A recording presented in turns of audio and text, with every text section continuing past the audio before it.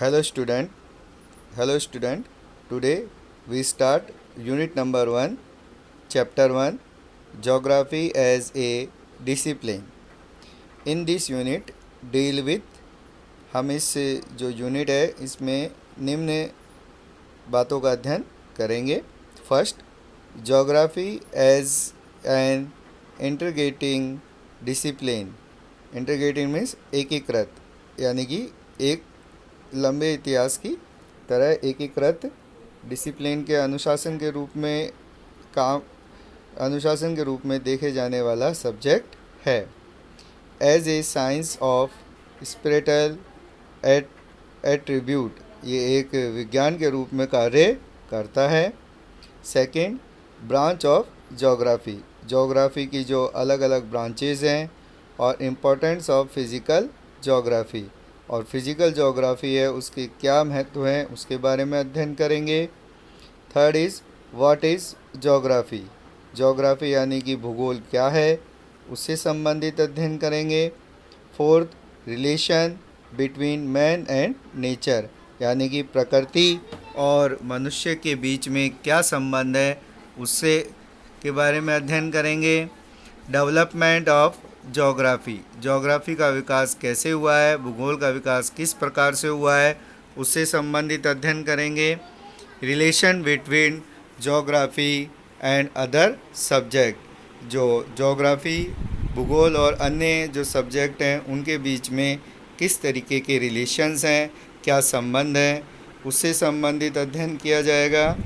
Next, geography answer the question where, what and why, यानी कि geography में where कहाँ, व्हाट क्या और क्यों, इन सभी सवालों का जवाब दिया जाता है.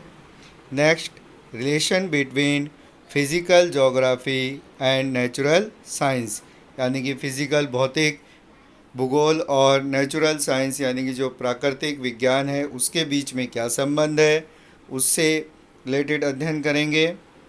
9 is geography and social science relation, यानी कि भूगोल और सोशल साइंस, सामाजिक विज्ञान के जो संबंध हैं उसके संबंध में हम पढ़ेंगे.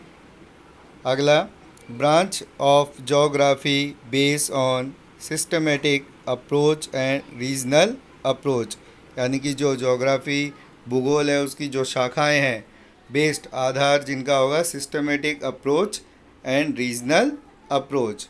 और लास्ट है physical geography and it importance, यानी कि जो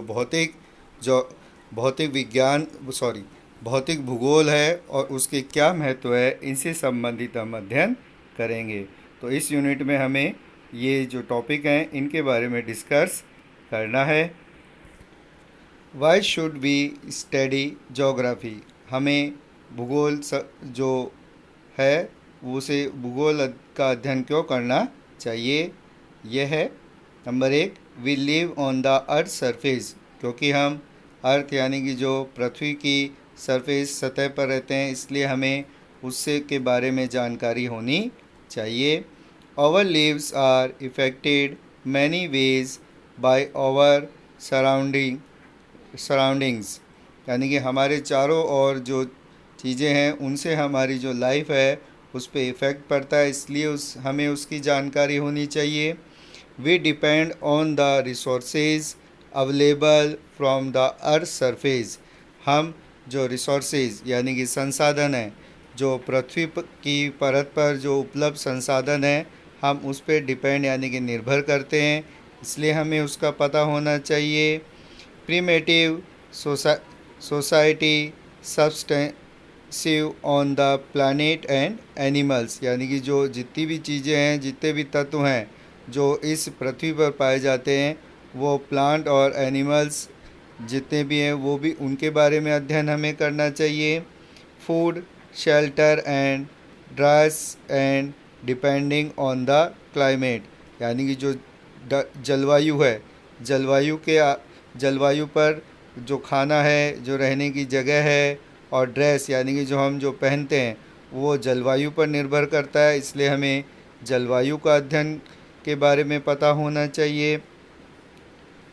cropping pattern is based on climate of the place. जितनी भी जो फसलें हैं, फसलों का जो पैटर्न है, जो फसलों का बोने का जो तरीका है, उस पे भी जलवायु का बहुत प्रभाव पड़ता है। इसीलिए हमें जलवायु का अध्ययन करना चाहिए।